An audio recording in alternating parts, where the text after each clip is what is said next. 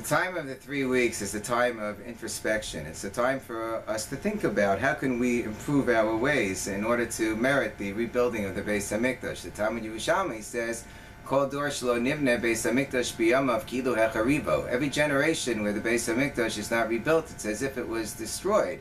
It means, on some level, we should look to the causes of what brought about the destruction of the Beis Hamikdash in order to work on what we can do to undo those actions and to improve upon ourselves to bring about the rebuilding of the Beis Hamikdash. So the Gemara in Gittin tells us that the second temple was destroyed because of sinas chinam, because of baseless hatred, because of a lack of sensitivity shown by fellow Jews towards each other.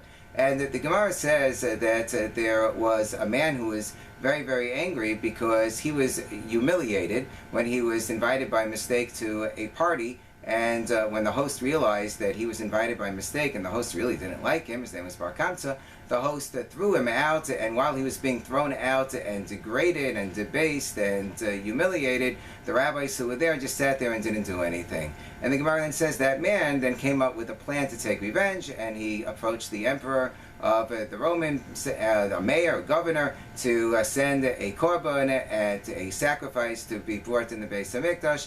And this man, Bar Kamsa, put a blemish into the korban, and as a result of the blemish, the korban couldn't be offered. And when Rabbi Zechariah ben Akulas was approached, perhaps to give some sort of leniency for the korban to be offered anyway, so as not to incur the wrath of the Roman government, Rabbi Zechariah ben Akulas said, no, we have to uphold the integrity of the Torah, and therefore we can't do that, and we also can't kill Bar Kamsa for doing such a thing, because people would then distort what the halacha was with respect to putting blemishes in their korbanos. So the Gemara then quotes Rabbi Yochanan as saying, on Misanusa shel Rabbi Zechariah ben Akulas, the humility of Rabbi Zechariah ben Akulas, hecharivos beisenu, v'safos hechalenu, v'higlisanu me'artzenu, was responsible for the destruction of the Beis Hamikdash and for our going into exile. So we really have to focus upon this statement.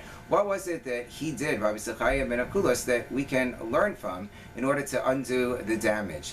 So Rabbi J. David Bleich, Shlita, explains that this isn't necessarily a criticism for what Rabbi Zechariah ben Akulas did. In fact, it's praiseworthy that he upheld the integrity of the Torah so that the Torah shouldn't be distorted. So then how would this lead to the destruction of the Beis Hamikdash? So I'd like to suggest that maybe the explanation is based on another Gemara, the Gemara in Yoma, that talks about how everybody's obligated to learn Torah, even if they're very poor, even if they're very rich. And the Gemara says, well, how do we know that everyone's obligated, even if they're very poor? From Hillel, because Hillel mechayev aniyim. Hillel was very poor, but despite that, he was able to find time to learn Torah anyway, so he obligates all the other poor people. Rabbi Elazar ben Charson was very rich and had lots of business investments that he needed to look after. Nonetheless, he was able to find time to learn Torah, so he's mechayev the Ashirim. He obligates everybody who's very, very rich. So the fact that Rabbi Zechariah ben Akulas was able to stand up for the principle of the Torah, that's mechayev us, that obligated the rabbis, including himself, to stand up for other principles of the Torah, not only the Bein Adam Lamakom, the service towards HaKadosh Baruch Hu,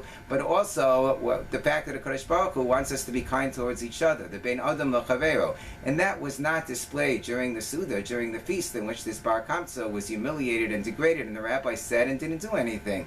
In fact, the Medrash Eicha says one of the rabbis who sat and didn't do anything was Rabbi Zechariah ben Akulas himself. So the fact that the Rabbi Zechariah ben Akulas was able to uphold the integrity of the Torah shows that it's possible, but we need to do that in the Bein Adam L'Chavero realm as well. And that's something that we should take to heart during the period of the 3 weeks, that we have to, of course, strengthen our commitment towards the Bein Adam L'Makom, to keep all of the mitzvahs of the Torah, to keep all of our obligations towards HaKadosh Baruch Hu in impeccable fashion. At the same time, we also have to heighten our observance of the Bein Adam L'Chavero, of taking care of each other. Like Rabbi Yochanan says elsewhere, that what does it mean an misanuso? That b'kol makom shel tamotze gidlaso shel Kadosh Baruch Hu shama tamotze an misanuso. Wherever you find the greatness and the power of Kadosh Baruch Hu, that's where you find his an misanuso. What is that?